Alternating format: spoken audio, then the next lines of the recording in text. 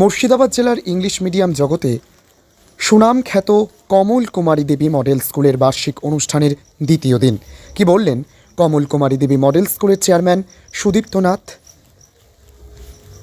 জঙ্গিপুর থেকে তরিকুল শেখের report, Jangipur TV. Model স্কুলে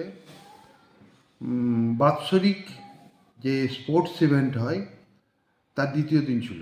প্রতি বছর আমরা একদিনের ইভেন্টটা একদিনের করি, কিন্তু এই বছর গার্জেনদের অনুরোধে এবং স্টুডেন্টদের সুবিধার জন্য আমরা এটা দুদিন করেছি, কারণ স্টুডেন্ট সংখ্যা অনেক বেড়ে গেছে, একদিনে এটা কমপ্লিট করা যাচ্ছে না, যার জন্য এবছর আমরা দুদিনের প্রোগ্রাম করেছি। কি কি খেলা এর মধ্যে ছিল? আজকে আমরা বিভিন্ন ধরনের খেলার আয়োজন করেছি, মোটামুটি 153টা ইভেন্ট আজকে মানে গতকাল এবং আজকে হলে 153টা ইভেন্ট হয়েছে। এতে পার্টিসিপেট করেছে প্লে স্কুল, মানে 18 মাস বয়সের বাচ্চা থেকে শুরু করে ক্লাস 12-এর বাচ্চা পর্যন্ত। গতকাল ছিল আমাদের নার্স 18 মাসের বাচ্চা, মানে প্লে স্কুলের বাচ্চা থেকে ক্লাস 4 পর্যন্ত। আজকে ছিল ক্লাস 5 থেকে ক্লাস 12-এর পর্যন্ত বাচ্চাদের।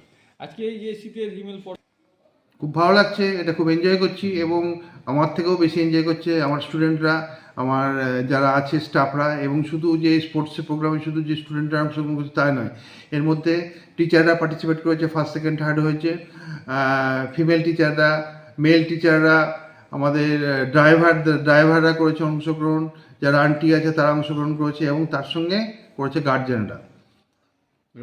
পড়াশোনার ফাঁকে ফাঁকে খেলাধুলা, এই যেটা অ্যাকচুয়ালি এখন আমাদের জীবন যত কঠিন হয়ে যাচ্ছে, শরীর স্বাস্থ্য একটা কথাতে আছে যে স্বাস্থ্যই সম্পদ, কিন্তু অ্যাকচুয়ালি আমাদের মোবাইলের এই মুহূর্তে যা প্রভাব, তাতে ছাত্ররা খেলাধুলা না করে মোবাইলের দিকে বেশি ঝুঁকছে। তো আমরা চাই যে স্বাস্থ্য যদি ঠিকঠাক না থাকে তাহলে পড়াশোনা করা, ভবিষ্যতে উন্নতি করা খুব কঠিন।